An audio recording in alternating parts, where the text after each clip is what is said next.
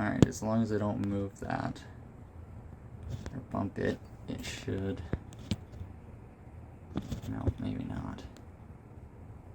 There. We'll roll with that. Alright. Update, I guess. It is Saturday today. I spent half a day on Thursday and half a day on Friday in the city for appointments. Monday, Tuesday, Wednesday, this past week. I didn't do any filming. Part of the reason was I couldn't find my tripod, and I didn't feel like trying to balance the phone on various objects like I'm doing now. So I didn't. And that comes with pros and cons. Because I feel like I'm not taking you guys along for the ride. But at the same time, I don't have to worry about camera angles, I don't have to worry about whether or not I'm recording, I don't have to worry about setting up the shot, and that was kind of nice, I'm not going to lie. But,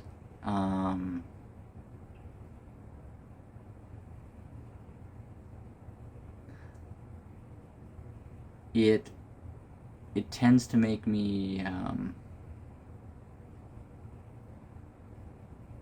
necessarily feel bad, just, let's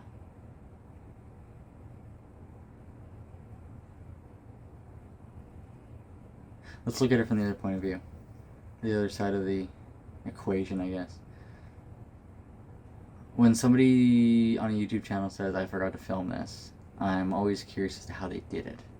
And I think that's the part that bothers me the most. So it's not that I feel bad about it, it's just that I did a few cool things over the past couple days. And because I couldn't find my tripod and didn't want to set my phone up on various things to film, I didn't film. So, I'm going to take you around the front of the camper and show you the various things that I did and what I'm about to do. Yeah, as you can, well, maybe as you might not be able to see, I cleaned the dinette off on Wednesday, so it used to be full of, and I put all the doors in up there and down there, and the broken hatches that I should just throw away, but I need them for measurements yet. And I just cleaned up a bunch of tools, so that area is all clean except for the flooring.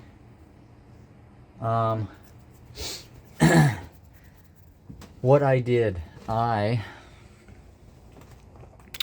built some window boxes. I cut strips of plywood 1.25 inches wide and did about 1/8 of an inch clearance all around the window and siliconed each one. The front one is done, and there's also that rotten piece behind it that was up there from about there to there. So I put this smaller piece right above the window box to help brace that up, because it'd be like a structural beam under the roof in your house. So I wanted to make sure that that was in place and fastened before I went any further. Also did that window box. I have siliconed around all of them except for that one right there. So I got some more silicone, and I'm going to do a bunch of that in the next little while here. The other thing I did was this section from that one to that one over there, it was kind of bowing like that, or sagging, I guess you should call it. So I jacked up the front of the camper, if you can see out this window, with that contraption right there, and all of it on a hydraulic jack. So there's a beam on top, that goes from that side to that side. And a post down to a hydraulic jack at the bottom. It's not perfect, but it works for what I need it to. So I jacked everything up so that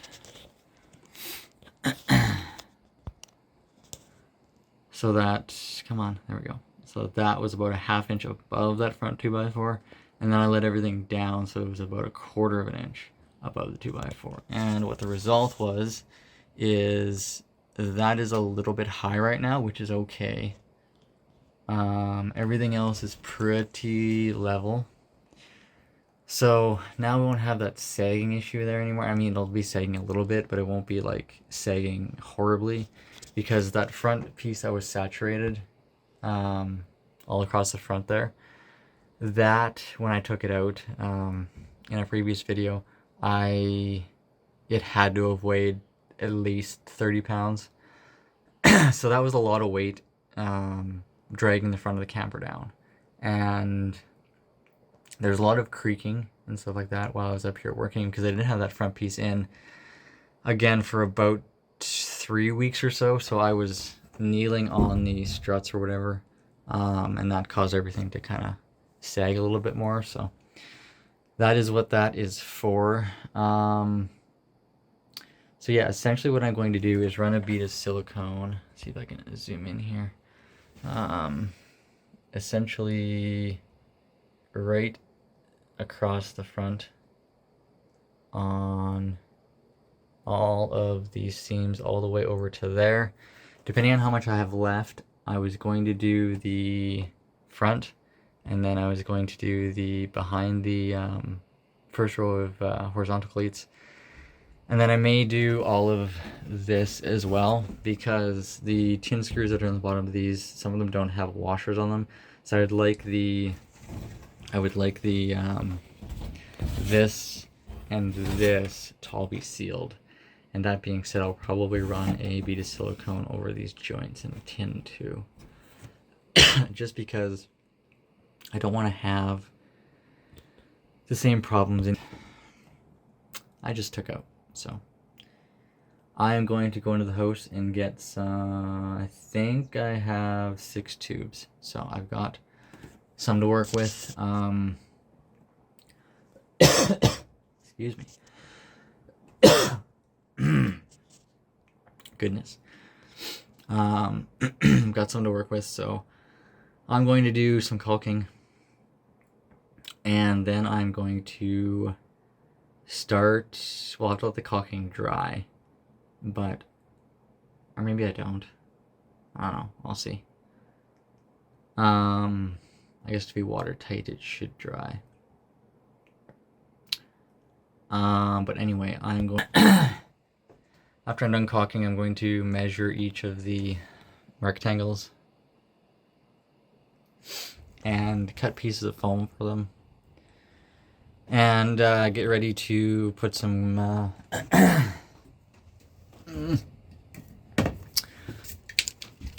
of this amazing spray foam essentially around all 4 sides of each piece. Kind of the same idea as what I did down here. My throat, it's got a frog in it. So essentially what I did down here is the plan to do up here on the floor. So I'm going to fill all those areas in, and then I'm going to sheet over top of it, and then I'll have a solid platform to frame the walls out to the thickness of the window boxes.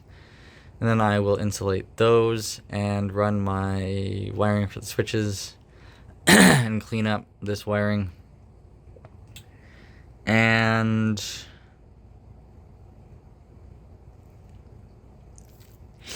then once those are done, I will do the roof. Put my lights in, or run the wiring for the lights, and put insulation in and sheet. Put the lights in, and then I gotta figure out what to do with the front. I'm not sure what that's gonna look like yet, but I'll come up with something for it. Anyway, that is what I'm gonna do. So I am gonna go do that. But first I need to pee. So see you in a bit for an update.